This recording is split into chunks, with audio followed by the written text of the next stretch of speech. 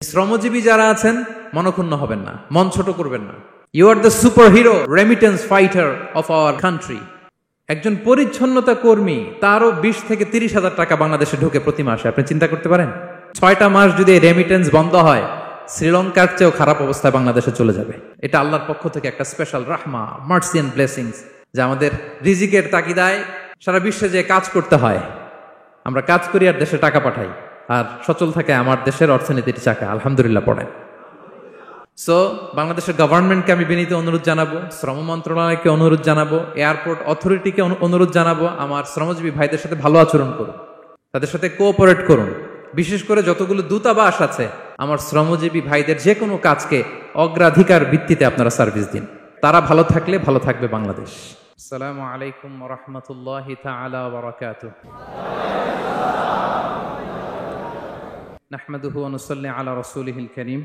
أما بعد فأعوذ بالله من الشيطان الرجيم بسم الله الرحمن الرحيم يا أيها الإنسان إنك كادح إلى ربك كدحا فملاقيه صدق الله العظيم رب اشرح لي صدري ويسر لي أمري واحلل عقدة من لساني يفقه قولي। Bangladesh youth community Malaysia কর্তৃক আয়োজিত আন্তর্জাতিক শ্রমিক দিবস 2024 উপলক্ষে মালয়েশিয়ার রাজধানী কুয়ালালামপুরের ডাউন টাউনে অবস্থিত উইসমা এমসিএ এর গ্র্যান্ড বলরুমে ইসলামে শ্রমিকের অধিকার শীর্ষক আলোচনা সভায় আপনারা যারা উপস্থিত হয়েছেন, আপনাদের সবাইকে জানাচ্ছি আন্তরিক শুভেচ্ছা এবং অভিনন্দন। আহলান ওয়া সাহলান ওয়া মারহাবান বিকুম ফি হাদাল লিকা আত-তাইয়িব আল মুবারাক। আলহামদুলিল্লাহ, আমরা অত্যন্ত সৌভাগ্যবান যে আমরা এমন একটা ধর্ম পেয়েছি যে ধর্মটা মজলুমকে নিয়ে কথা বলে। The vulnerable people of the society, সমাজে যারা মজলুম, অসহায়, যাদের কথা কেউ বলে না, তাদের অধিকার নিয়ে ইসলাম কথা বলে। আলহামদুলিল্লাহ পড়েন। ইসলাম শ্রমিকের অধিকার নিয়ে কথা বলে, লেবার রাইটস নিয়ে ইসলাম কথা বলে, ইসলাম উইমেন রাইটস নিয়ে কথা বলে, নারী অধিকার নিয়ে কথা বলে, ইসলাম হিউম্যান রাইটস নিয়ে কথা বলে, ইসলাম মানবাধিকার নিয়ে কথা বলে, ইসলাম অ্যানিমাল রাইটস নিয়ে কথা বলে, প্রাণী অধিকার নিয়ে কথা বলে। আল্লাহু আকবার। আপনি চাইলেই একটা প্রাণীকে আঘাত করতে পারবেন না। আমাদের দেশে এটা খুব বাজে একটা কালচার। কুকুর একটা দেখলেই আমরা কি করি? হয় ঢিল ছড়ি, না একটা লাথি মারি। কিছুই করে নাই আপনাকে, পাশ দিয়ে যাচ্ছে দেখলেই কি ঢিল মারে, লাথি মারে, আরো অনেক জঘন্য জঘন্য কাজ আমরা করি। তাহলে যারাই যেখানে বিপন্ন, মানবতা যেখানে বিপন্ন, সেখানেই ইসলাম হাজির হয়েছে। আলহামদুলিল্লাহ। এজন্য ইসলাম পেয়ে আমরা খুশি না বেজার বলেন? এজন্য প্রত্যেক সালাতের পরে আমরা ঘোষণা দিই, রাদিতু বিল্লাহি রাব্বা ওয়াবিল ইসলামি দীনা ওয়াবি মুহাম্মাদিন নাবিয়্যান ওয়া রাসূলা। আমরা আল্লাহকে রব হিসেবে পেয়ে খুশি, আমরা ইসলামকে দিন হিসেবে পেয়ে খুশি। তো আমরা রাসূল সাল্লাল্লাহু আলাইহি ইসলামকে নবী এবং রাসূল হিসেবে পেয়ে খুশি। তার মানে প্রত্যেক সালাতের পরে আমরা কি করি? এটার অ্যানাউন্সমেন্ট দেই। তো ইসলাম এমন একটা ধর্ম, যেখানেই মানবতা বিপন্ন সেখানেই ইসলাম হাজির। তো আজকে আমরা লেবার রাইটস ইন ইসলাম, ইসলামে শ্রমিকের কি অধিকার, শ্রমিকদের যে রাইটস আছে, অধিকার আছে, এটা নিয়ে ইসলাম কি বলে, এই টপিকে আমরা কথা শুনবো ইনশাআল্লাহ বিইذنিল্লাহ। সম্মানিত শুধু আমি শুরুতেই কালামুল্লাহ মাজিদের একটি আয়াত তেলাওয়াত করেছি, সূরাতুল ইনশিকাকের 6 নম্বর আয়াত, যেখানে আল্লাহ তাআলা ইরশাদ করছেন, ইয়া আইয়ুহাল ইনসানু ইন্নাকা কাদিহুন ইলা রাব্বিকা কাদহান ফামুলাকি। অর্থাৎ হে মানুষ, তুমি তোমার রবের কাছে পৌঁছা পর্যন্ত কঠোর পরিশ্রম করতে হবে, অতঃপর তুমি তার সাক্ষাৎ লাভ করবে। আমাদের আলটিমেট গোল হচ্ছে আমরা আল্লাহর কাছে ফিরে যাব, ঠিক কিনা বলেন?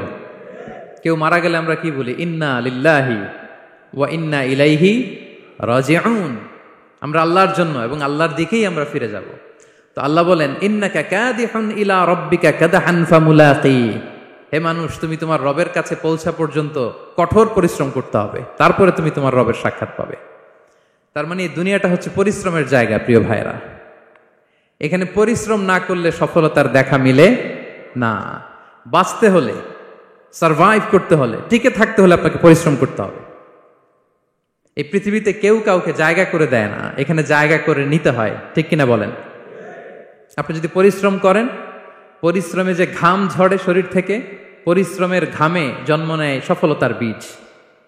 আপনি যখন হাড় ভাঙা পরিশ্রম করবেন, এই পরিশ্রমে যে লোনা পানি বেরোবে, যে ঘাম বেরোবে, এই ঘামেই জন্ম নেয় সফলতার বীজ। এবং সফলতার কোনো শর্টকাট হয় না প্রিয় ভাইরা। অনেকে অল্পতে সফল হতে চায়, শর্টকাট খুঁজে, আছে না নাই? না, সফলতার জন্য আপনাকে লং কাটে যেতে হবে। ওখানে কোনো লিফট থাকে না, সিঁড়ি বেয়ে উঠতে হয়। অনেকে চায় যে সফলতার লিফটে উঠবো, সুইচ চাপবো, সাকসেসফুল ইন লাইফ। না, এত সহজ না, আপনাকে সিঁড়ি বেয়ে উঠতে হবে। তাহলে পরিশ্রমের কোনো বিকল্প নেই। এই দুনিয়াটা হচ্ছে পরিশ্রমের জায়গা, সংগ্রামের জায়গা। আপনি সফল হতে হলে আপনাকে পরিশ্রম করতে হবে, করতেই হবে। আর পরিশ্রমে কোনো লজ্জা নেই। আমি বিভিন্ন আমার আলোচনায় বলি, কাজে লজ্জা নেই। কিসে লজ্জা নেই? আওয়াজ করে বলুন সবাই। কাজে লজ্জা নেই। লজ্জা হচ্ছে অলসতায়, লজ্জা হচ্ছে হাত পাতায়, লজ্জা হচ্ছে অকর্মণ্যতায়। কাজে লজ্জা আছে? লজ্জা কিসে বলেন সবাই? লজ্জা হচ্ছে অলসতায়, অকর্মণ্যতায়। যারা কাজ না করে ফুটানি মারে, ওইটাতে লজ্জা। অনেকে আছে ফুটানি মারে, আছে না নাই? কাজ করে না, শো অফ, ফুটানি। এই ফুটানিতে লজ্জা, কিন্তু পরিশ্রমে কোনো লজ্জা নেই। এজন্য আল্লাহ তাআলা বললেন, ইয়া আইয়ুহাল ইনসান ইন্নাকা কাদিহুন ইলা রাব্বিকা কাদহান ফামুলাকি। হে মানুষ, তোমার রবের কাছে পৌঁছা পর্যন্ত তোমাকে পরিশ্রম করতে হবে।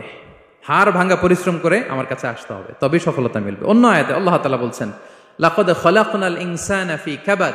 নিশ্চয়ই মানুষকে আমি কষ্ট এবং পরিশ্রম নির্ভর করে তৈরি করেছি। এই পৃথিবীতে টিকে থাকতে হলে তাকে পরিশ্রম করতে হয়, কষ্ট করতে হয়। এবং দুনিয়ার এই সাইকেলটা যদি দেখেন, দিন এবং রাতের যে সাইকেল, রাতকে আল্লাহ বানিয়েছেন ঘুমের জন্য, রেস্ট নেওয়ার জন্য, বিশ্রামের জন্য। আর দিনকে আল্লাহ বানিয়েছেন কর্মচঞ্চল করে, কাজের জন্য। দিনের মধ্যে কর্মস্পৃহা আছে। আল্লাহ তাআলা সূরা নাবাতে বলছেন, ওয়াজআলনান নাহারা মাআশা। আমি দিনকে বানিয়েছি কর্মচঞ্চল। দিনে আপনি কাজ করবেন, হাড় ভাঙা পরিশ্রম করবেন, তবেই সফলতা ধরা দিবে। ঠিক কিনা বলেন?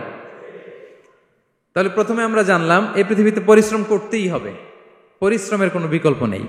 সফল হতে চাইলে কি করতে হবে? আওয়াজ করে বলবেন, কি করতে হবে? এবং ইসলাম এই পরিশ্রমকে উৎসাহিত করে। পরিশ্রমের মাধ্যমে যে ইনকাম, এটাকে উৎসাহিত করে। বিষ্ণু ঈসা ইসলাম বলেন, মা আকালা আহাদুন তাআমান কাত্তু খায়রান আইয়াকুলা মিন আমালি ইয়াদাই। মানুষ পরিশ্রম করে তার দুই হাত দিয়ে উপার্জন করে যে জীবিকা নির্বাহ করে, এর চেয়ে শ্রেষ্ঠ জীবিকা পৃথিবীতে আর নেই। আল্লাহু আকবার। আপনারা যারা কষ্ট করে ঘাম ঝরিয়ে উপার্জন করেন, এই পৃথিবীতে এর চেয়ে শ্রেষ্ঠ উপার্জন আর হতে পারে? পরিশ্রম করে ঘাম ঝরিয়ে আপনি যে রিজিক এর বন্দোবস্ত আপনার হয়, এই খাবারের চেয়ে শ্রেষ্ঠ খাবার পৃথিবীতে হতে পারে? এরপর বিষ্ণু ঈসা ইসলাম বললেন, ওয়া ইন্না নাবিয়াল্লাহি দাউদ আলাইহিস সালাম কানা ইয়াকুলু মিন আমালি ইয়াদিহি। আল্লাহর নবী দাউদ আলাইহিস সালাম তিনি নিজ হাতের উপার্জন থেকে খেতেন। সুবহানাল্লাহি ওয়া বিহামদিহি। তিনি আর্মর বানাতেন, যুদ্ধাস্ত্র।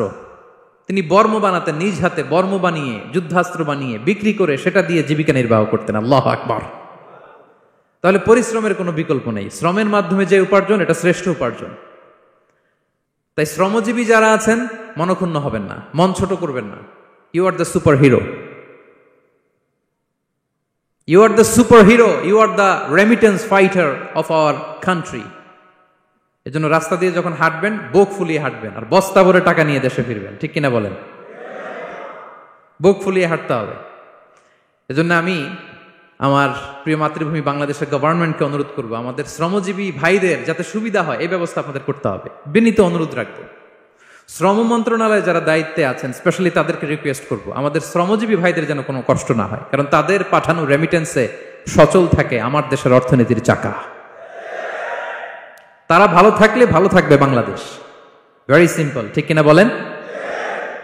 আমার যে ভাইটা পরিচ্ছন্নতা কর্মী, রাস্তা ক্লিন করে, এয়ারপোর্টে ওয়াশরুম ক্লিন করে, একজন পরিচ্ছন্নতা কর্মী, তারও 20 থেকে 30 হাজার টাকা বাংলাদেশে ঢোকে প্রতি মাসে। আপনি চিন্তা করতে পারেন? হ্যাঁ, 6টা মাস যদি রেমিটেন্স বন্ধ হয়, শ্রীলঙ্কার চেয়েও খারাপ অবস্থায় বাংলাদেশে চলে যাবে। Just only 6 months. ভয়ঙ্কর অবস্থা হবে বাংলাদেশের। এটা আল্লাহর পক্ষ থেকে একটা স্পেশাল রাহমা, মার্সি এন্ড ব্লেসিংস, যে আমাদের রিজিকের তাগিদায় সারা বিশ্বে যে কাজ করতে হয়, আমরা কাজ করি আর দেশে টাকা পাঠাই, আর সচল থাকে আমার দেশের অর্থনীতির চাকা। আলহামদুলিল্লাহ পড়েন। সো বাংলাদেশের গভর্নমেন্টকে আমি বিনীত অনুরোধ জানাবো, শ্রম মন্ত্রণালয়কে অনুরোধ জানাবো, এয়ারপোর্ট অথরিটিকে অনুরোধ জানাবো, আমার শ্রমজীবী ভাইদের সাথে ভালো আচরণ করুন। তাদের সাথে কোঅপারেট করুন। বিশেষ করে যতগুলো দূতাবাস আছে সারা বিশ্বে, বাংলাদেশের যে মিশনগুলো, দূতাবাসগুলো, আমার শ্রমজীবী ভাইদের যে কোনো কাজকে অগ্রাধিকার ভিত্তিতে আপনারা সার্ভিস দিন। এটা দিতেই হবে, ঠিক কিনা বলেন? তারা ভালো থাকলে ভালো থাকবে বাংলাদেশ। তো এই জন্য শ্রমের কোনো বিকল্প নাই। নিজ হাতে উপার্জিত অর্থ, নিজ হাতে উপার্জিত কামাই, এটা শ্রেষ্ঠ কামাই। তো আলহামদুলিল্লাহ আজকের অডিয়েন্সের মধ্যে শ্রমজীবী ভাইয়েরা বেশি, আলহামদুলিল্লাহ পড়েন।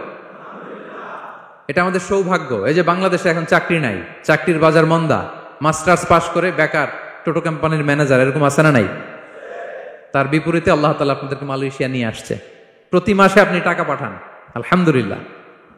আপনি বাংলাদেশের যে উন্নয়ন, বাংলাদেশের যে ডেভেলপমেন্ট, এই যে স্মার্ট বাংলাদেশ বলে বলে মন্ত্রীরা মুখে ফেনা তুলে ফেলে, এটার গর্বিত অংশীদার আপনি, ঠিক কিনা বলেন?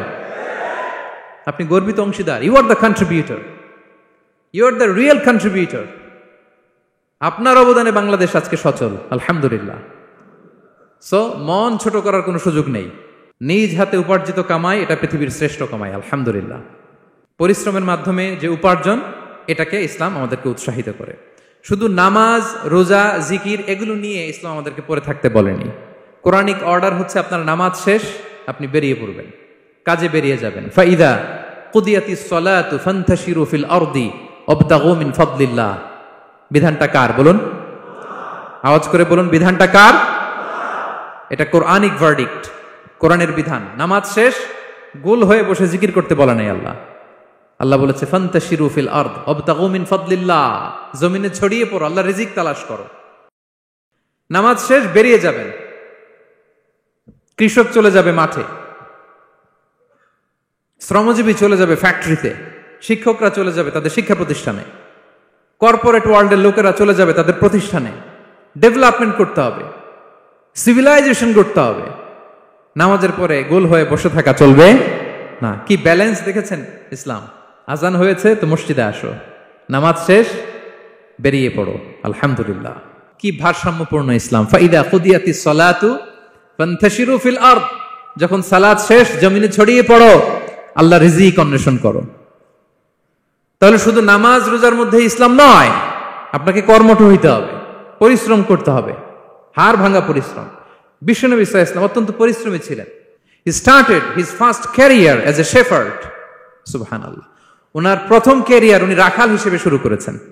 রাখালরা যে কাজ করে, অর্থাৎ মরুভূমিতে ভেড়া, মহিষ, ভেড়া, ছাগল, তারপর বকরি, দুম্বা, এই চরানোর কাজগুলো দিয়ে বিষ্ণু সাল্লাল্লাহু আলাইহি ওয়াসাল্লাম তার ক্যারিয়ার শুরু করেছেন এজ এ শেফার্ড। বিষ্ণু সাল্লাল্লাহু আলাইহি ওয়াসাল্লাম বলেন, সহিহ বুখারীর বর্ণনা, মা বাআসাল্লাহু নাবিয়্যান ইল্লা রাআল গানাম। আল্লাহ তাআলা এই পৃথিবীতে এমন কোন নবী পাঠায় নাই যে নবীরা ছাগল চড়ায় নাই। সুবহানাল্লাহ পড়বেন না? সাহাবারা বললেন, ওয়া আনতা ইয়া রাসূলুল্লাহ, হে আল্লাহর নবী আপনিও ছাগল চড়িয়েছেন? বিষ্ণু সাল্লাল্লাহু আলাইহি ওয়াসাল্লাম বললেন, নাআম, আমিও ছাগল চড়িয়েছি। ওয়া কুনতু আরআহা আলা কারারিত লি আহলি মক্কা, আমি অল্প কিছু মজুরির বিনিময়ে, অল্প কিছু টাকার বিনিময়ে, সামান্য কিছু পারিশ্রমিকের বিনিময়ে মক্কার লোকদের ছাগল চড়িয়ে দিতাম। সুবহানাল্লাহ পড়েন। ছাগল হচ্ছে খুব টেরা প্রাণী, ডানে টানলে বায়ে যায়, বায়ে টানলে ডানে যায়। তাদেরকে একসাথে করা এজ এ শেফার্ড, এটা মরুভূমিতে খুব কষ্টের কাজ। আল্লাহ তাআলা প্রত্যেক নবীকে দিয়ে ছাগল চড়িয়েছেন যাতে করে কিছুদিন পরে নবীরা মানুষ চড়াতে পারে। সুবহানাল্লাহ। আল্লাহ বুঝাতে চাইলেন, এখন ছাগল চড়াও, এদের উপর যদি কন্ট্রোল নিতে পারো তাহলে মানব জাতির উপর কন্ট্রোল নিতে পারবো। আল্লাহু আকবার।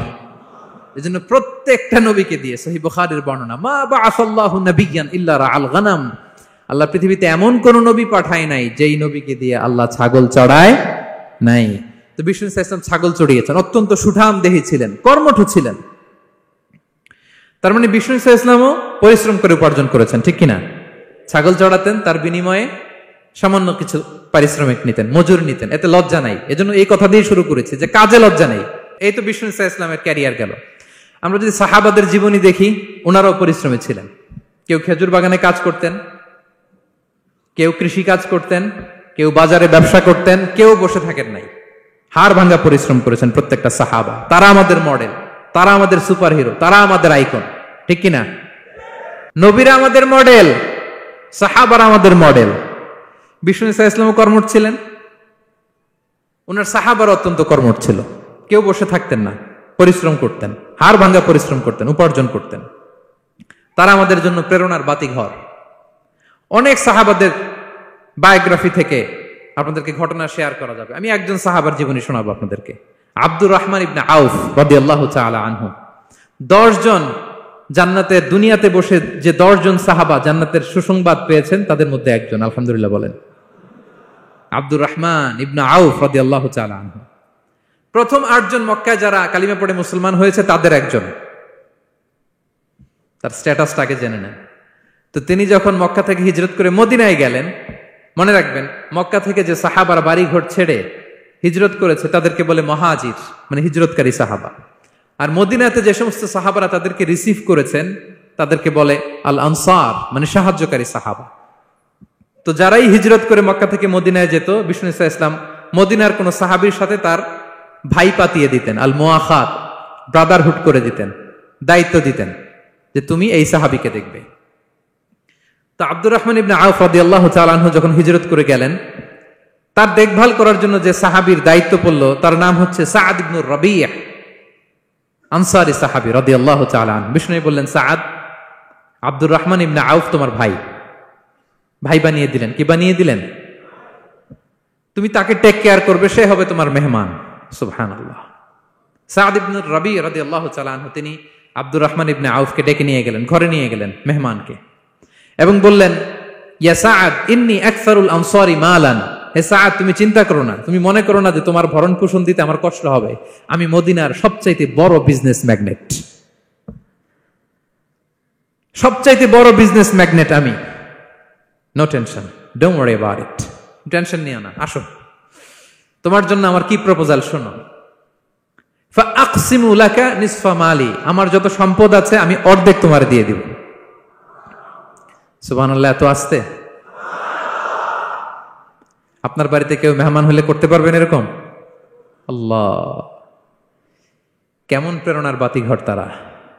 ফাআকসিমু নিসফা মালি, হে আব্দুর রহমান ইবনে আউফ, আমার অর্ধেক সম্পদ তোমারে দিয়ে দিব। এখানেই শেষ না, এরপর বলতে লাগলেন, আমার অনেকগুলো স্ত্রী আছে, তুমি কোথায় যে মেয়ে খুঁজবা, প্রস্তাব দিবা, এত ঝামেলার দরকার নাই। আমার কোন স্ত্রীকে তোমার ভালো লাগে বলো, তার যদি তোমাকে ভালো লাগে তাহলে প্রয়োজনে তাকে আমি ডিভোর্স দিয়ে দিব, তাকে নিয়ে তুমি সুখের সংসার করবা।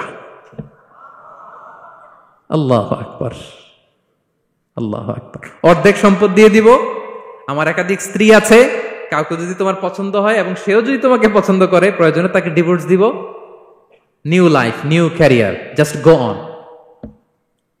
আমরা এই সুযোগ পেলে কি করতাম? সাথে সাথে অর্ধেক সম্পদ নিয়ে নিতাম, ঠিক কিনা? আব্দুর রহমান ইবনে আউফ প্রেরণার বাতিঘর। উনি কি করলেন? উনি বললেন, লা হাজাতা লি ফি যালিক, আমার ভাই তুমি যে বলছো, এ সাআদ ইবনে রাবী, তুমি যে এত চমৎকার প্রপোজাল দিয়েছো, এতেই আমি খুশি, তোমার কোনো কিছুর আমার দরকার নাই। বারাকাল্লাহু লাকা ফি আহলিকা ওয়া মালিক, আল্লাহ তোমার সম্পদেও বরকত দেখ, আল্লাহ তোমার পরিবারেও বরকত দেখ। তবে একটা কষ্ট করতে হবে, সেটা কি? আব্দুর রহমান ইবনে আউফ বললেন, দুল্লানি ইলা সুক, just show me the way to market. মদিনার বাজারটা কোথায় এটা একটু দেখায় দাও। আমি নতুন মানুষ, পথঘাট চিনি না। দুল্লানি ইলা সুক, just show me the way to market of Madina. মদিনার বাজারটা কোন রাস্তা একটু দেখায় দাও। আল্লাহু আকবার। সাদ ইবনে রাবী বললেন, এই তো মদিনার বাজার। উনি যে কিছু ঘি কিনলেন, পনির কিনলেন, কিনে বিক্রি করলেন, প্রফিট করলেন। ওই প্রফিট দিয়ে আরো বেশি করে কিনলেন, আবার বিক্রি করলেন, প্রফিট, আবার বিক্রি করলেন, প্রফিট। এই কেনা বেচা করতে করতে 1-2 মাসের মধ্যে উনি মদিনার one of the biggest business magnate হয়ে গেলেন। আল্লাহু আকবার। কি হাড় ভাঙ্গা পরিশ্রমই না তারা করেছেন। একেবারে রেডি ক্যারিয়ার ছিল, গেলাম সবচেয়ে বড় বিজনেসম্যানের অর্ধেক সম্পত্তি পেয়ে গেলাম। He didn't accept the ready career, rather he made his own path with his own endeavor. নিজের চেষ্টায়, নিজের পরিশ্রমে, নিজের ঘাম ঝরিয়ে নিজের ক্যারিয়ার তৈরি করেছেন। চিল্লায় বলেন ঠিক কিনা? This is the biography of Abdur Rahman ইবনে আউফ রাদিয়াল্লাহু তাআলা আনহু। সাহাবারা কতটা পরিশ্রম করেছেন, তার মানে বিশ্বনবী পরিশ্রমী ছিলেন, সাহাবারা পরিশ্রমী ছিলেন। এবং বিষ্ণু ঈসা ইসলাম পরিশ্রম করতে বলতেন সবাইকে, হাত পাততে নিষেধ করতেন, কারণ দারিদ্রতা বড্ড ভয়ঙ্কর। দারিদ্রতা যার আসে সে বোঝে। বাংলা একটা কথা আছে, অভাব যখন দরজায় এসে দাঁড়ায়, ভালোবাসা তখন সবার মুখস্থ দেখছেন? অভাব যখন দরজায় এসে দাঁড়ায়, ভালোবাসা তখন জানলা দিয়ে পালায়। দারিদ্রতা ঈমান কেড়ে নেয়। আপনি পার্বত্য চট্টগ্রামের অবস্থা জানেন? আমাদের বাংলাদেশের পাহাড়ি এলাকার অবস্থা জানেন? ওখানে আমাদের গরিব মুসলিম ভাইদেরকে সামান্য কিছু টাকা পয়সা দিয়ে ওদেরকে খ্রিস্টান বানিয়ে ফেলতেছে মিশনারি গুলো। এই খবর তো আমরা রাখি না। দারিদ্রতা বড্ড ভয়ঙ্কর। এজন্য বিষ্ণু ইসলাম দারিদ্রতা থেকে আল্লাহর কাছে পানাহ চাইতেন। তিনি বলতেন, আল্লাহুম্মা ইন্নী আউযু বিকা মিনাল ফাকরি ওয়াল কিল্লাতি ওয়াদ-দিল্লাহ। ও আল্লাহ, I seek refuge with you from poverty, from insufficiency and humiliation. ও আল্লাহ, আমি তোমার কাছে দারিদ্রতা থেকে পানাহ চাই। ও আল্লাহ, আমি তোমার কাছে স্বল্পতা থেকে পানাহ চাই। ও আল্লাহ, আমি তোমার কাছে লাঞ্ছনা থেকে পানাহ চাই। পড়েন আমিন। এই দোয়াটা বেশি বেশি পড়বেন। আল্লাহুম্মা ইন্নী আউযু বিকা মিনাল ফাকরি ওয়াল কিল্লাতি ওয়াদ-দিল্লাহ। হে আল্লাহ, আমি দারিদ্রতা থেকে পানাহ চাই। আল্লাহ, স্বল্পতা থেকে পানাহ চাই। আল্লাহ, লাঞ্ছনা থেকে পানাহ চাই। সবাই পড়ুন আমিন। বিষ্ণু ইসলাম যে দোয়াগুলো শিখিয়েছেন এগুলো হচ্ছে very precise in wording but comprehensive in meaning. শব্দে খুব ছোট, কিন্তু অর্থ মানুষের হৃদয়ে এটার আবেদন অনেক ব্যাপক, অনেক বেশি। আপনি সারাদিন মিলিয়েও দোয়ার মধ্যে এত সুন্দর প্রার্থনা বাক্য তৈরি করতে পারবেন না, কিন্তু বিষ্ণু ইসলাম এক বাক্যে যেটা চেয়েছেন গোটা দুনিয়াটা এর ভেতরে ঢুকে গিয়েছে। আল্লাহুম্মা ইন্নী আউযু বিকা মিনাল ফাকরি ওয়াল কিল্লাতি ওয়াদ-দিল্লাহ। আল্লাহ, দারিদ্রতা থেকে পানাহ চাই। বিষ্ণু ইসলাম নিজে স্বয়ং দারিদ্রতা থেকে পানাহ চাইতেন। তাহলে দারিদ্রতার সাথে আমাদের কোনো সম্পর্ক? আমরা পরিশ্রম করব, আমরা কাজ করে খাবো, কাজে কোনো লজ্জা নেই। লজ্জা অলসতায়, চিল্লায় বলেন ঠিক কিনা? এবং বিষ্ণু ইসলামের কাছে কেউ যদি হাত পাতত, যদি দেখতেন তার কাজ করার যোগ্যতা আছে, বিষ্ণু ইসলাম ভিক্ষা দিতেন না, কাজে উৎসাহিত করতেন, ভিক্ষাবৃত্তিকে অনুৎসাহিত করতেন। এক যুবক এসে হাত পাতলো, বিষ্ণু ইসলাম আমার কিছু দেন। নই বললেন, তুমি তো শক্ত সামর্থ্য মানুষ, বাসায় কি আছে বলো? সে বলে, আমার বাড়িতে একটা পানি খাওয়ার জগ আছে আর একটা চাদর আছে। বিষ্ণু ইসলাম বললেন, নিয়ে আস। সে নিয়ে আস। এবার বিষ্ণু ইসলাম চাদর আর জগ দুইটা নিয়ে সাহাবাদেরকে বললেন, মাইয়াশতারি হাযাইন, কে কিনবে? অকশন চিনেন? অকশন, অকশনে কি করে? নিলামে দাম তোলে না? তো রাসূল সাল্লাল্লাহু আলাইহি ওয়াসাল্লাম তার চাদর আর জগটা নিলামে তুললেন। এই কে কিনবে? মাইয়াশতারি হাযাইন, মাইয়াশতারি হাযাইন। একজন বলল, ফাকালা রাজুল আনা আখিযুহুমা বিদিরহাম, ইয়া রাসূলুল্লাহ, আমি 1 দিরহামে কিনবো। কয় দিরহাম? বিষ্ণু বললেন, 1 দিরহাম, 1 দিরহাম, 1 দিরহাম। মানে এর চেয়ে কেউ বাড়াবে কিনা? মাইয়াজিদু আলা যালিক, এর চেয়ে বাড়ায় দিবা কে? আরেক সাহাবী বলল, ইয়া রাসূলুল্লাহ, আমি 2 দিরহামে কিনবো। 2 দিরহাম, 2 দিরহাম, 2 দিরহাম, আর বাড়ে না। বিষ্ণু ইসলাম তার কাছে 2 দিরহাম দিয়ে বিক্রি করে দিলেন। 2 দিরহাম নিয়ে যুবককে বললেন, নাও, 1 দিরহাম দিয়ে কিছু খাবার কিনে তোমার ফ্যামিলিকে দিয়ে আস, আরেক দিরহাম দিয়ে একটা কুঠার কিনে নিয়ে আস। তো যুবক কুঠার কিনে আনলো। ফাওয়াদা লাহু আর-রাসূল সাল্লাল্লাহু আলাইহি ওয়াসাল্লাম ইয়াদান, রাসূল সাল্লাল্লাহু আলাইহি ওয়াসাল্লাম নিজ হাতে ওই কুঠারের একটা হাতল লাগাই দিলেন কাঠের। কারণ শুধু কুঠার দিয়ে তো হবে না, একটা হাতল থাকতে হবে না? বিষ্ণু সাল্লাল্লাহু আলাইহি ওয়াসাল্লাম ওনার মোবারক হাতে, বরকতময় হাতে ওই কুঠারে একটা হাতল লাগাই দিলেন। এবার বললেন, যাও, 1 দিরহাম দিয়ে কুঠার, আরেক দিরহাম দিয়ে খাবার কিনে আনো। এই কুঠার দিয়ে জঙ্গলে যে কাঠ কেটে লাকড়ি বেচে জীবিকা নির্বাহ করো। সামনের 15 দিন আমার সামনে যেন তোমার ঘুরঘুর করতে না দেখি। এ বেচারা গেল, 1 দিরহাম দিয়ে ফ্যামিলিতে খাবার দিল, আর লাকড়ি নিয়ে কাঠ কাটতে না কাটতে কয়েকদিনের ব্যবধানে ও 10 দিরহাম কামায় ফেলছে। আস্তে আস্তে আস্তে আস্তে সে স্বাবলম্বী হয়ে গেল। এরপর একবার বিষ্ণু ইসলামের কাছে আসছে। বিষ্ণু ইসলাম তারে বলে, মানুষের কাছে হাত পাতার চেয়ে, দুয়ারে দুয়ারে ভিক্ষা করার চেয়ে তোমার মতো এরকম কাঠ কেটে, জঙ্গলে কাঠ কেটে বাজারে বিক্রি করা অনেক ভালো। আল্লাহু আকবার। এই হচ্ছে বিষ্ণু ইসলামের ক্যারেক্টারিস্টিক্স। তিনি ভিক্ষাবৃত্তিকে অনুৎসাহিত করতেন। এই যে গল্পটা, what is the moral of the story? কি শিখলাম? 1 নম্বর যেটা শিখলাম, তিনি কাজ করে খেতে উৎসাহিত করেছেন। চাইলেই বিষ্ণু ইসলাম ওই 2টা জিনিস বিক্রি করে 2 দিরহাম দিয়ে বলতে পারতেন, যাও 2 দিরহাম দিয়ে খাবার কিনো। ওই বেলা খেয়ে রাতের বেলা আরেক দুয়ারে যে ভিক্ষা করতো, ঠিক কিনা বলেন? কথা বুঝতেছেন? 2 দিরহাম দিয়ে যদি খাবার কিনতো, তো দুপুরে খেয়ে রাতে কি করতো? আবার হাত পাততো। সেটা করে নাই, কাজ করে খেতে উৎসাহিত করেছেন এবং স্থায়ী সমাধান করে দিয়েছেন। কারণ কাজ কাজই, কাজে কোনো ছোট বড় নাই। আছে? কাজে কোনো ছোট বড় আছে না। তাহলে ইসলাম আমাদেরকে পরিশ্রমী হতে শেখায়, কর্মমুখী হতে শেখায়। ইসলাম কতটা কর্মমুখী ধর্ম দেখেন। বিষ্ণু ইসলাম বলেন, ইন কামাতিস সাআ ওয়া ফি ইয়াদি আহাদিকুম ফাসিলা, কেউ যদি দেখে কিয়ামত হয়ে যাচ্ছে, কি হয়ে যাচ্ছে? সবাই বলুন, কেউ যদি দেখে কিয়ামত হয়ে যাচ্ছে আর তার হাতে একটা চারা বীজ আছে, গাছের চারা, কি আছে? গাছের চারা। সে গাছের চারা রোপণ করতে গেছিল, ওদিকে যায় দেখে কিয়ামত শুরু হয়ে গেছে। বিশ্বনবী বলেন ফাইন ইসতাতাআ আন লা তাকুমা হাত্তা ইয়াগরিসাহা ফালইয়াগরিসহা, সে যদি পারে কিয়ামত হওয়ার আগেই ওটা রোপণ করে দিতে, সেজন্য তাড়াতাড়ি করে রোপণ করে দেয়। আল্লাহু আকবার। ইসলাম কতটা কর্মমুখী ধর্ম। কিয়ামত শুরু হয়েছে, বিষ্ণু বলেন তার উপর কিয়ামত আসার আগে সে যদি চান্স পায় চারা বীজটা যেন রোপণ করে দেয়। আর আমরা এখন আখিরুজ্জামান, দাজ্জাল আসবে, কিয়ামত হয়ে যাবে, 2025 সালেই হবে, এগুলো বলে কাজকর্ম সব বন্ধ করে দিচ্ছে। এরকম ডাকাইতে আছে না নাই? হ্যাঁ বলেন, আছে না নাই? তা আখিরুজ্জামান কি আপনারা এটা শিখায়, এই লেসন শিখায়? আখিরুজ্জামান আসবে, দাজ্জাল আসবে, তো আপনার সমস্যা কি? দাজ্জাল আসবে দেখেই তো আপনাকে বিজনেস করে এমন টাকা কামাইতে হবে যাতে করে দাজ্জাল আসলে আমি আমার অর্থ দিয়ে মুজাহিদিন ভাইদেরকে সহায়তা করতে পারি। দাজ্জাল আসবে তো আপনার প্রবলেম কি? আপনার বডি বিল্ডিং করতে হবে, আপনার ফ্যামিলিকে তারবিয়া দিতে হবে, আপনার সোসাইটিকে সমৃদ্ধ করতে হবে, আপনাকে সভ্যতার কারিগর হইতে হবে। আপনার সব কাজ আপনি আরো বাড়াই দিবেন দাজ্জালের প্রশ্ন আসলে। এখন দাজ্জাল আসবে, 25 সালেই আসবে, 26 সালেই কিয়ামত হবে। কি হবে ক্যারিয়ার দিয়ে, আর কি হবে ব্যবসা করে? এরকম আছে না নাই? এরকম করা যাবে? বিশ্বনবী কি বললেন? কিয়ামত হইতেছে, তুমি দেখতেছো চাক্ষুষ বিলা আয়ান, দেখতেছো কিয়ামত হইতেছে, আর তুমি গাছ লাগাইতে গেছিলা। যদি সুযোগ হয় কিয়ামত হওয়ার আগে আগে কি করো? গাছ লাগাও। সুবহানাল্লাহ পড়বেন না? প্রিয় ভাইয়েরা, আমরা যেন পরিশ্রমী হই, আমরা যেন কর্মঠ হই, আমরা যেন অলস না হই। বিষ্ণু ইসলাম অলসতা থেকে আল্লাহর কাছে পানা চাইতেন। আল্লাহ আমাদেরকে বোঝার তৌফিক দান করুক, আমরা পড়ি আমিন। আল্লাহ নবী সাল্লাল্লাহু আলাইহি ওয়াসাল্লাম শুধু পরিশ্রম করতে বলেছেন এমন নয়, তিনি পরিশ্রমীদেরকে পছন্দ করতেন। এক সাহাবীর সাথে তিনি মুসাফা করলেন, দেখলেন হাতটা বড্ড খসখসে, তিনি শ্রমজীবী সাহাবী। এটা যখন তিনি শুনতে পেলেন, তিনি পরম মমতায় আলতো করে ওই শ্রমিক সাহাবীর হাতে তিনি চুমু খেলেন।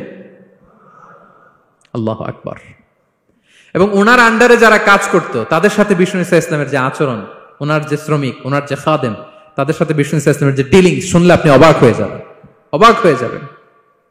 আপনি কারো ব্যাপারে যদি রিয়েল ইনফরমেশন চান, আপনি কয়েকটা জায়গায় নক করতে হবে। 1 নাম্বার, ধরেন যে একজন বড় সাহেব, তার আসল তথ্য যদি চান তার বউকে জিজ্ঞেস করেন।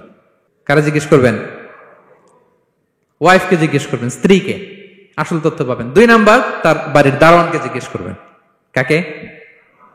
3 নাম্বার, তার ঘরের কাজের বুয়া, সব জানে উনি, ওই কাজের বুয়া থেকে রিপোর্ট নেবেন, ঘরে যে কাজ করে।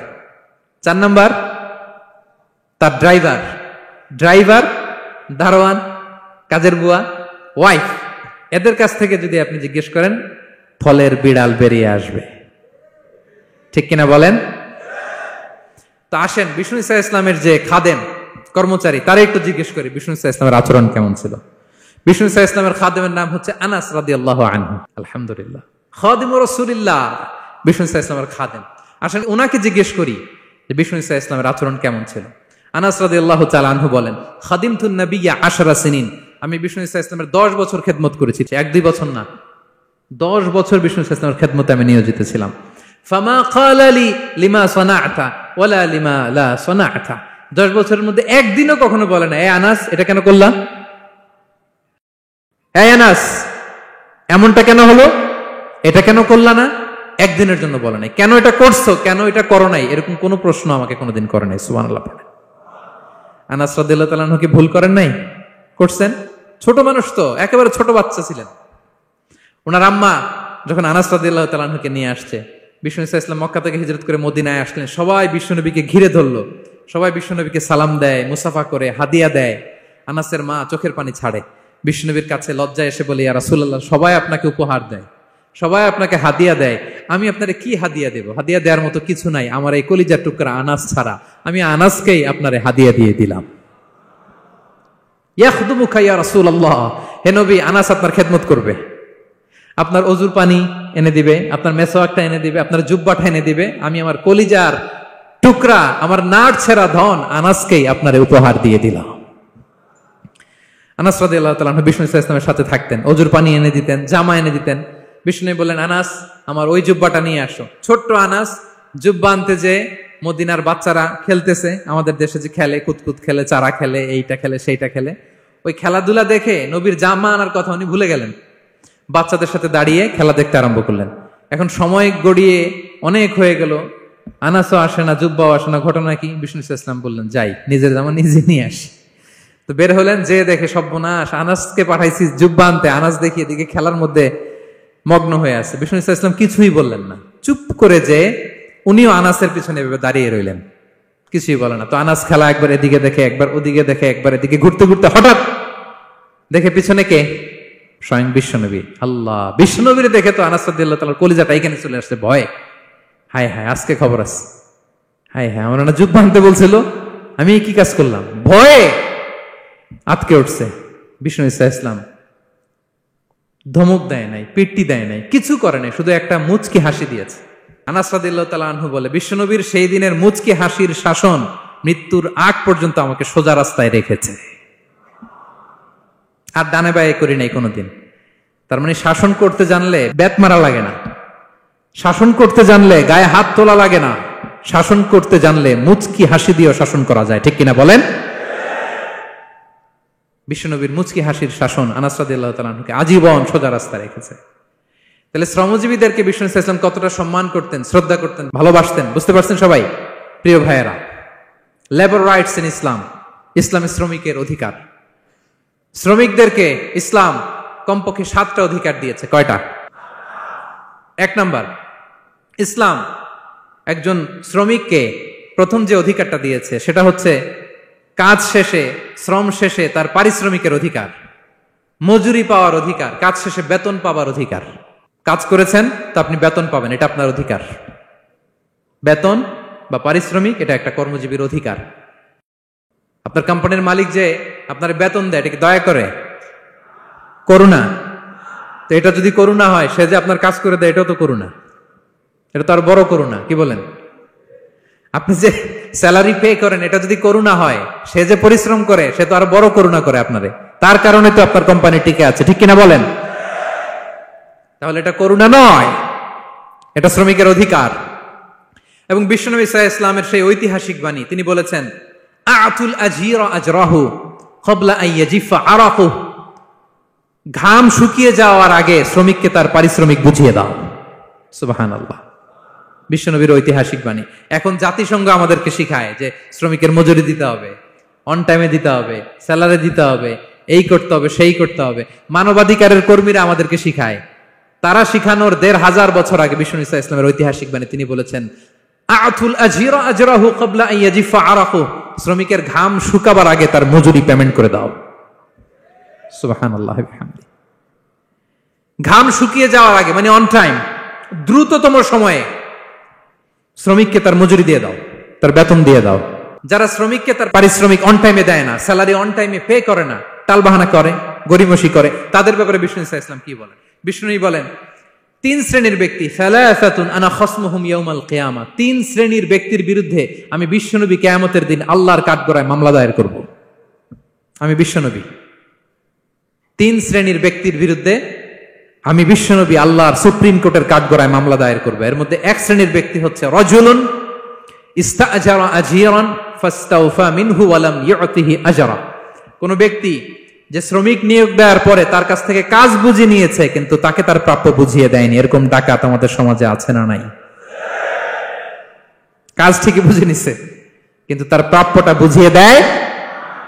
বিশ্বনবী বলেন, তার বিরুদ্ধে আমি মামলা দায়ের করব। প্রিয় ভাইরা, বুঝে থাকলে উত্তর দেন। বিশ্বনবী যার বিরুদ্ধে মামলা দায়ের করবে তার জান্নাত তো একেবারে ডাইরেক্ট, তাই না? হ্যাঁ, সুন্দর বলছে একজন, তার কোনো জামিন নাই, ঠিক কিনা বলেন? বিশ্বনবী যার বিরুদ্ধে মামলা দায়ের করেছে তার জান্নাতে যাওয়া তো দূর কি বাত, সে জান্নাতের ঘ্রাণও তার নাকে ঢুকবে না, চিল্লায় বলেন ঠিক কিনা? এই জন্য খবরদার, শ্রমিককে তার শ্রম নেয়ার পরে তার পারিশ্রমিক দিয়ে দেন, তার ঘাম শুকিয়ে যাওয়ার আগে, মানে অন টাইম। এটা নিয়ে কোনো টাল বাহানা করা যাবে তা না হলে বিশ্বনবী তার বিরুদ্ধে মামলা দায়ের করবে। তার মানে 1 নম্বর অধিকার বুঝে পাইছেন? আপনি যে কাজ করেন, কাজের বিনিময়ে যে পারিশ্রমিক পান, যে স্যালারি পান, এটা আপনার অধিকার। এটা করুণা নয়, এটা অনুকম্প নয়, এটা কোনো দয়া নয়, ইটস ইউর রাইট, এটা আপনার অধিকার। আওয়াজ করে বলুন তো, গলা ফুলিয়ে, এটা আপনার কি? 2 নাম্বার, একটা শ্রমিককে ইসলাম যে অধিকার দেয় সেটা হচ্ছে চুক্তি মাফিক সকল সুযোগ সুবিধা প্রাপ্তির অধিকার। অর্থাৎ একজন এমপ্লয়ার যখন তার এমপ্লয়িকে নিয়োগ করে, একটা এমপ্লয়মেন্ট কন্ট্রাক্ট থাকে না? এমপ্লয়মেন্ট কন্ট্রাক্ট বুঝেন তো? একটা চুক্তিপত্র থাকে, এখানে ফিক্স করা থাকে ওয়ার্কিং আওয়ার্স, কয় ঘন্টা আপনি কাজ করবেন, আপনার জব স্পেসিফিকেশন, কি করবেন কি করবেন না, আপনার স্যালারির ব্যাপারে থাকে, কত স্যালারি দিবে, কখন দিবে, আবার আপনি ওভার টাইম করলে এক্সট্রা পে করবে, আপনি রেগুলার কাজ করলে ঘন্টায় per hour 20 ringgit, over time করলে 40 রিঙ্গিট।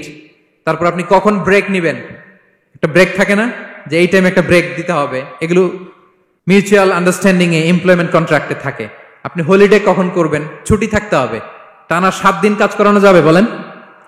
না, আন্তর্জাতিক ভাবে এটা নিষিদ্ধ। টানা 7 দিন কোনো কাজ নাই, একদিন তার হলিডে থাকতে হবে, তার অ্যানুয়াল লিভ থাকতে হবে।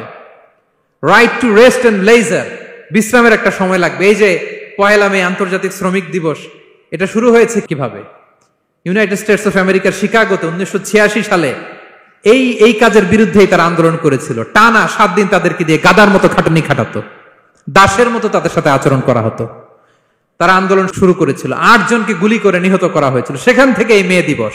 কিন্তু বিষ্ণু ঈসা ইসলাম 1500 বছর আগে এই শ্রমিকদের অধিকারের ব্যাপারে সোচ্চার ছিলেন। আলহামদুলিল্লাহ বলেন। তাহলে right to rest and leisure, UDHR, universal declaration for human rights, এগুলো সব নির্ধারিত আছে। তার মানে একজন শ্রমিকের 2 নম্বর অধিকার হচ্ছে চুক্তি অনুযায়ী সকল সুযোগ সুবিধা প্রাপ্তির অধিকার। আপনার চুক্তি করছেন, আপনি এটা এটা দিবেন, কিন্তু কাজের পরে আপনি ফ্যাসিলিটি দিচ্ছেন না, এটা করা যাবে বলেন? করা যাবে? আল্লাহর কোরআন কি বলছে শুনুন। আল্লাহর কোরআন বলে, ইয়া আইয়ুহাল্লাযীনা আমানু আউফু বিল উকুদ, O you who believe fulfil your contract, ও বিশ্বাসীরা তোমরা তোমাদের চুক্তি পূর্ণ করো। ওয়া আউফু বিল আহদি ইন্নাল আহদা কানা মাসউলা, তোমরা যে কমিটমেন্ট করেছো, যে কন্ট্রাক্ট করেছো, এই চুক্তি তোমরা পূর্ণ করো। তা না হলে কিয়ামতের কঠিন ময়দানে এই চুক্তির ব্যাপারে, কন্ট্রাক্টের ব্যাপারে, এই এগ্রিমেন্টের ব্যাপারে আপনারা জিজ্ঞেস করবে কে? তাহলে যা চুক্তি করেছেন সুযোগ সুবিধা, তাই আপনাকে দিতে হবে। মালিক ভাইয়েরা মনে থাকবে তো নাকি? এগ্রিমেন্টে যা যা বলেছেন, যা যা লিখে সিগনেচার করেছেন, তাই আপনাকে দিতে হবে। আদেশটা কার? সবাই বলুন। আপনি মন চাইলে হায়ার করবেন, এর পরের দিন ফায়ার করবেন, এরকম করা যাবে? হ্যাঁ, চাইলে হায়ার ফায়ার, মন যা চায় তা করবেন, এটা করা চলবে না। তাহলে 2টা অধিকার গেল। 3 নম্বর, একজন শ্রমিককে ইসলাম যে অধিকার দিয়েছে সেটা হচ্ছে সুন্দর আচরণ পাবার অধিকার। তিনি আপনার ফ্যাক্টরির ওয়ার্কার, আপনার স্টাফ, এজন্য যা মনে চায় তা আচরণ করবেন, দাসের মতো আচরণ করবেন। এটা করা যাবে? আওয়াজ করে বলেন, করা যাবে? বিষ্ণু ঈসা ইসলাম ইন্তেকালের আগে পুরা উম্মাকে 2টা বিষয় ওসিয়ত করেছেন। আওয়াজ করে বলুন তো কয়টা? 1 নম্বর হচ্ছে নামাজ। 1 নম্বর কি? আসসালাত। আসসালাত, রুহু বের হওয়ার আগে, ইন্তেকালের আগে বিষ্ণু বলেন আসসালাত, আসসালাত, নামাজ, নামাজ। উম্মতেরা নামাজের ব্যাপারে সতর্ক হও। 2 নম্বর তিনি বলেছেন ওয়ামা মালাকাত আইমানুকুম, তোমাদের অধীনস্থ যারা আছে তাদের ব্যাপারে সচেষ্ট হও, তাদের প্রতি সদয় হও, তাদের সাথে খারাপ আচরণ করো না। এটা কখন বলছেন? জুমার খুতবার সময়, সাহাবীদের সাথে গল্প করার সময়, বিবিদের সাথে আলোচনার সময়। কখন? Just right before his death. এখনই রুহু বেরোবে, ইন্তেকালের আগে তিনি বলেছেন উম্মতেরা আসসালাত, নামাজ, উম্মতেরা ওমা মালাকাত আইমানুকুম, তোমাদের কর্মচারীদের সাথে খারাপ আচরণ করো না। তাহলে 3 নম্বর হচ্ছে শ্রমিকদের সুন্দর আচরণ পাবার অধিকার, তাদের সাথে খারাপ আচরণ করা যাবে না। বিষ্ণু ঈসা ইসলাম শ্রমিকদের রাইটস, অধিকারের ব্যাপারে এতটা সোচ্চার ছিলেন, বিদায় হজের মতো, বিদায় হজের যে বাণী, যে ভাষণ, এই ঐতিহাসিক ভাষণেও বাদ যায়নি শ্রমজীবীদের কথা। সুবহানাল্লাহ পড়েন। বিদায় হজের ভাষণে বিষ্ণু বলেছেন আরিকাকুম, আরিকাকুম আতইমুহুম মিম্মা তাকুলুন ওয়াকসুহুম মিম্মা তালবাসুন। খবরদার ও আমার উম্মতেরা, এই ভাষণের পরে আর বড় কোনো ভাষণ আমার পক্ষ থেকে তোমরা পাবে না। তোমাদের কর্মজীবী, তোমাদের শ্রমিক, তোমাদের ওয়ার্কার, তোমাদের স্টাফদের ব্যাপারে সাবধান থাকো। তোমরা যা খাবে তাদেরও তা খাওয়াবে, তোমরা যা পড়বে তাদেরও তা পড়তে দিবে, তাদের প্রতি তোমরা সদয় হবে। বিদায় হজের বাণী তো বিষ্ণু ঈসা ইসলাম আপনাদের কথা ভুলে নাই। আলহামদুলিল্লাহ পড়েন। কি রহমতের নবী ছিলেন, কি মায়ার নবী ছিলেন। শ্রমজীবীদেরকে বিষ্ণু ঈসা ইসলাম এতটা ভালোবাসতেন। তাহলে 3 নম্বর যে অধিকার ইসলাম একজন শ্রমিককে দেয় সেটা হচ্ছে সুন্দর আচরণ পাবার অধিকার। দেখবেন যে মালিক বা যে এমপ্লয়ার ভালো আচরণ করে, সব শ্রমিককে তাকে ভালোবাসে, তার জন্য দোয়া করে। আপনি মালিক হয়ে অসুস্থ, দেখবেন আপনার ওয়ার্কার গুলো জায়নামাজ বিছিয়ে সেজদায় পরে আপনার জন্য কাঁদে। এরকম আছে না নাই? মালিক হলে তো এরকম মালিক হইতে হবে, এমপ্লয়ার হলে তো এরকম হওয়া চাই, ঠিক কিনা বলেন? তাহলে আমরা শ্রমজীবীদের সাথে ভালো আচরণ করব, পারা যাবে তো ইনশাআল্লাহ? ইনশাআল্লাহ। 4 নাম্বার, কর্মক্ষেত্রে নিরাপত্তার অধিকার। শ্রমজীবী ভাইদের যে ওয়ার্ক প্লেস আছে সেখানে তাদের নিরাপত্তা থাকতে হবে, সেফটি মেজারমেন্ট থাকতে হবে। অনেক জায়গায় দেখি আয়রন ফ্যাক্টরিগুলোতে যারা কাজ করে, আল্লাহু আকবার, আপনারা ভিডিও ক্লিপসে দেখবেন যে কি ভয়ঙ্কর সেখানকার অবস্থা। ডিহাইড্রেশন, এক একজন অসুস্থ হয়ে যায়। সেখানে তাদের পর্যাপ্ত পানির ব্যবস্থা নাই, এটা নাই সেটা নাই। এমন এমন ফ্যাক্টরিতে আমাদের অনেক ভাইরা কাজ করে, কেমিক্যাল ফ্যাক্টরি, মাস্কও নাই। এরকম ডাকাইত আছে না নাই? কেমিক্যাল ফ্যাক্টরিতে যারা কাজ করবে এদেরকে মাস্ক দিতে হবে, এদেরকে হ্যান্ড গ্লাভস দিতে হবে। নির্মাণ শ্রমিক যারা আছে তাদেরকে হেলমেট দিতে হবে। প্রত্যেকটা ফ্যাক্টরিতে ফায়ার এক্সটিংগুইশার লাগবে, আগুন লাগলে অগ্নি নির্বাপক যে যন্ত্র, এগুলোর দরকার আছে না নাই বলেন? গাদার মতো ঢোকার জায়গা নাই, বেরোয়ার জায়গা নাই, সেফ এন্ট্রি নাই, সেফ এক্সিট নাই। হাজার হাজার মানুষ কাজ করে, আগুন লাগলে সব পুড়ে ছাই। এরকম হয় না? প্রিয় ভাইরা বলেন, আওয়াজ করে বলেন, হয় না এরকম? অহরহ আমরা দেখি বাংলাদেশে। অগ্নি নির্বাপক যন্ত্র নাই, না, এটা করা যাবে না। আগুন লাগলে কিভাবে আপনি আগুন নেভাবেন, কিভাবে তাদের সেফটি সিকিউরিটি এনশিওর করবেন, এগুলো সব আগে থেকে নির্ধারণ থাকতে হবে। তাহলে 4 নাম্বার হচ্ছে নিরাপত্তা অ্যাজ এ এমপ্লয়ার, এটা আপনাকে এনশিওর করতে হবে। 5 নাম্বারে সাধ্যের বাইরে কোনো কাজে বাধ্য না করার অধিকার। সাধ্যের বাইরে কিছু আপনি তার উপর চাপিয়ে দিতে পারবেন, এমন হেভি ওয়ার্কলোড দিতে পারবেন না যেটা তার শরীরে কুলায় না। এরকম ডাকাইত আছে যে পারে না, তারপরে তার উপর কাজ চাপিয়ে দেয়, আছে না নাই বলেন? বলেন। ওয়ার্কারের স্বাস্থ্যহানি হয়, অঙ্গহানি হয়, এবং এমন ছোট ছোট বাচ্চাদের দিয়ে কাজ করায়, শিশু শ্রম, এটা তো আইনত দণ্ডনীয় অপরাধ। এটা করা যাবে না। এগ্রিমেন্টে, চুক্তিতে আপনি যা করাবেন, যেভাবে করাবেন, যা চান সার্ভিস, ওইটাই করাইতে হবে। এবং আল্লাহর বিধান এটা, লা ইউকাল্লিফুল্লাহু নাফসান ইল্লা উসআহা। আল্লাহ সাধ্যের বাইরে বান্দার উপরও কোনো কিছু চাপিয়ে দেয় না। এটা samely applicable to the worker. Bishnu ইসলাম বলেন, ওয়ালা ইউকাল্লাফু মিনাল আমালি ইল্লা মা ইউতিক। সাধ্যের বাইরে কোন ওয়ার্কারকে অতিরিক্ত কোনো কাজ চাপিয়ে দেয়া যাবে না। ফাইন কাল্লাফাহু, যদি তাকে সাধ্যের বাইরে কোনো কাজ চাপিয়ে দিতে হয়, মা ইয়াগলিবুহু, যেটা তার জন্য কষ্ট হয়ে যায়, ফাল ইউইনহু আলাই, এই কাজে তাকে সাহায্য করতে হবে। মালিক হয়ে আপনার হাত লাগাতে হবে, অথবা এক্সট্রা ম্যান পাওয়ার নিতে হবে, ওয়ার্ক ফোর্স নিতে হবে। সুবহানাল্লাহ পড়েন। বিশ্বনবী মনে হচ্ছে যেন বর্তমান যে এই যে হাজার হাজার ফ্যাক্টরি, এই কলকারখানা, এই ওয়ার্কারদের দুর্দশাগুলো দেখে দেখে পয়েন্টে পয়েন্টে ধরে ধরে কথা বলেছেন। আল্লাহু আকবার। যদি সাধ্যের বাইরে কিছু চাপিয়ে দিতে হয় তাহলে তাকে সহায়তা করতে হবে। তাহলে 5 নাম্বার শ্রমিকের অধিকার হচ্ছে সাধ্যের বাইরে কোনো কাজে বাধ্য না করার অধিকার। আপনি বাধ্য করতে পারবেন না। কটা গেল? 5টা। মাশাআল্লাহ, খুব মনোযোগী শ্রোতা। 6 নম্বরে শ্রমিকের উপর আল্লাহ যা যা ফরজ করেছেন তা আদায়ের অধিকার দিতে হবে আপনাকে। সালাতের সময় হলে তাকে নামাজ পড়তে দিতে হবে। নন মুসলিম হলে এটা ভিন্ন ইস্যু। তখন আপনি চেষ্টা করবেন একটা মুসলিম কোম্পানিতে যাওয়ার, মুসলিম মালিকের আন্ডারে যাওয়ার, অথবা তাদেরকে সবাই মিলে অ্যাপ্লিকেশন করে বুঝাবেন যে সামান্য ফরজ নামাজটুকু পড়ার অনুমতি, পারমিশন আমরা চাই।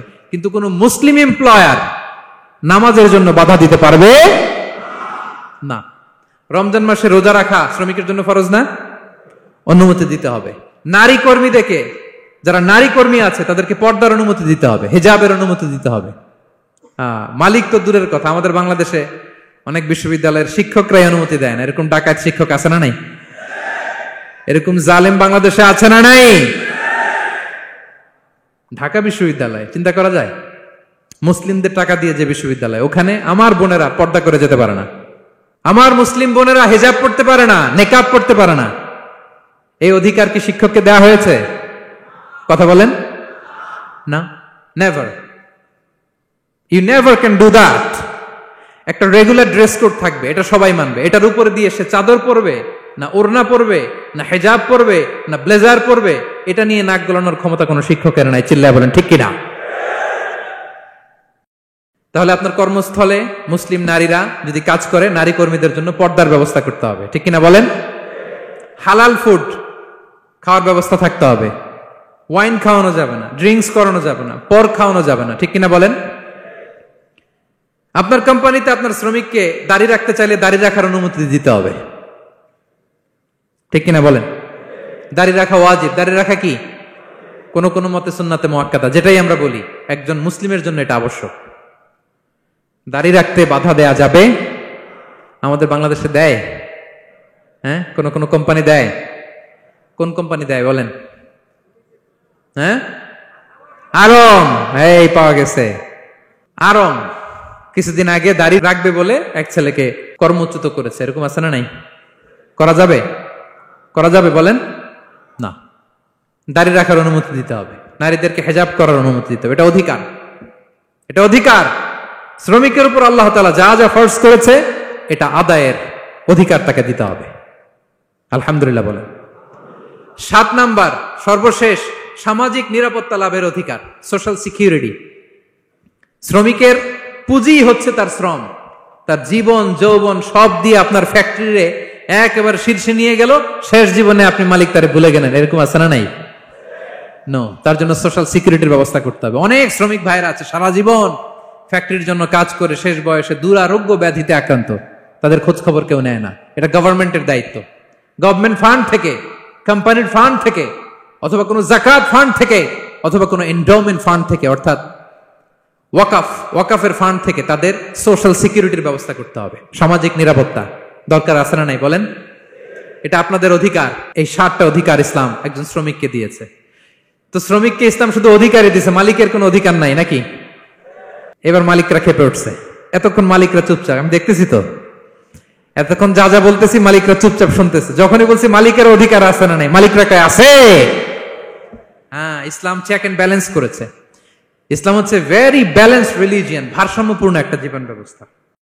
শ্রমিকেরও দায়িত্ব আছে। শ্রমিকেরও কি প্রিয় ভাইয়েরা দায়িত্ব আছে। বিষ্ণু ঈসা ইসলাম বলেন, সালাসাতুন লাহুম আজরান, 3 শ্রেণীর ব্যক্তি আছে যাদেরকে আল্লাহ যে কোনো কাজ করলে ডাবল রিওয়ার্ড দিবে, ডাবল। আপনি নামাজ পড়লে যাওয়া সওয়াব, এক করলে দ্বিগুণ সওয়াব।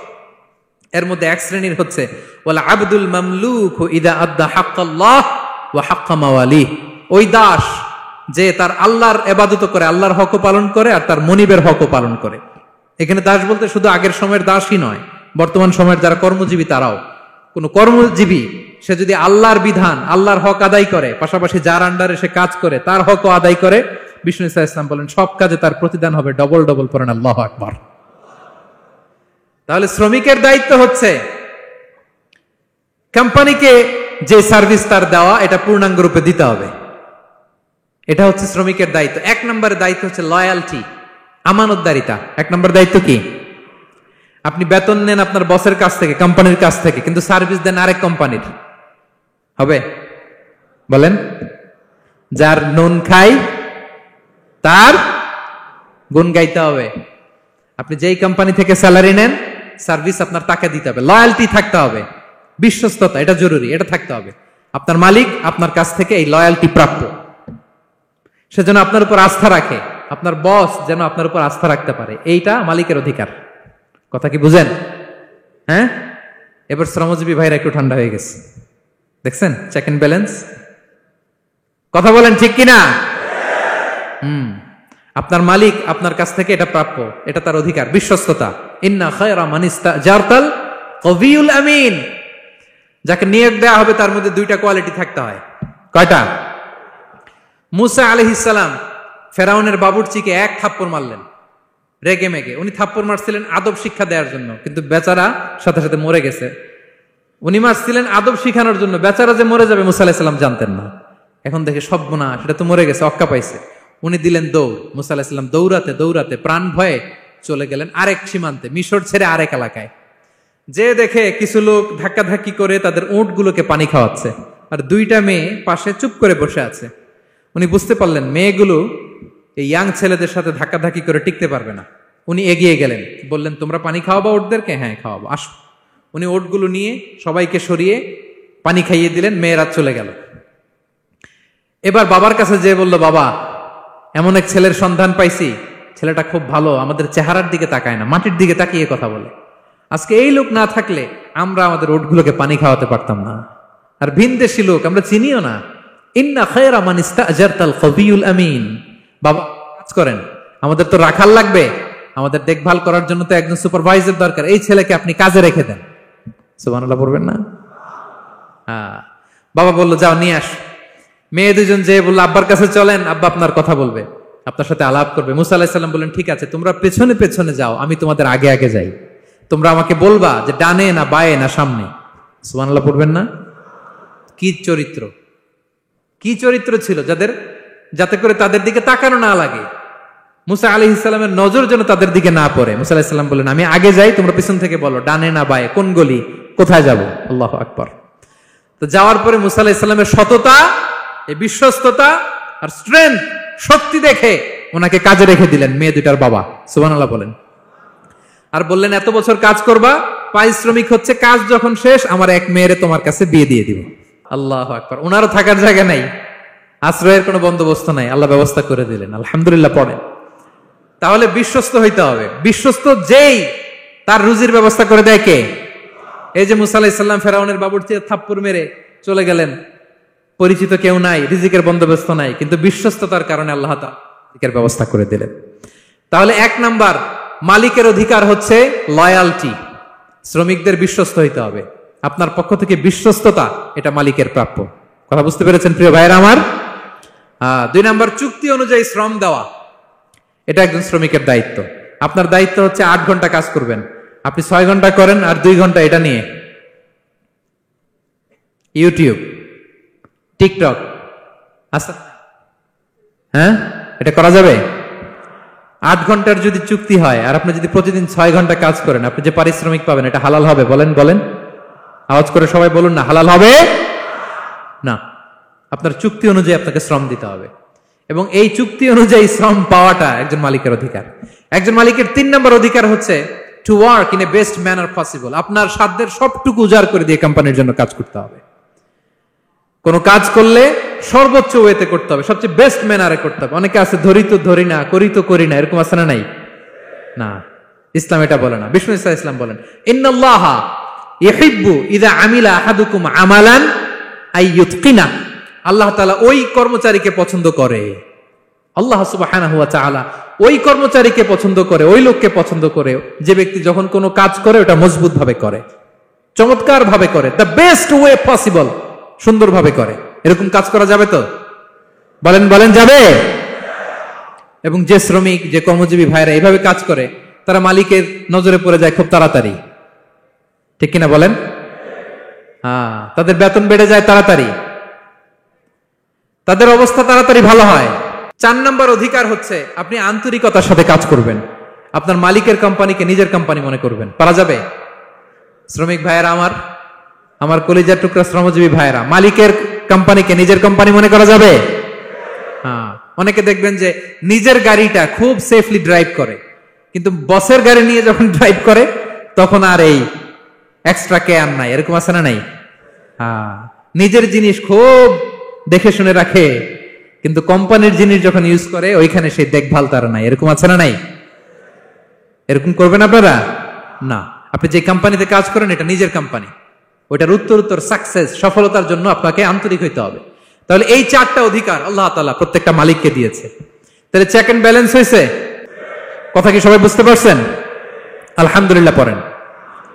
পুরো আলোচনার সামারি বলি 1 মিনিটে।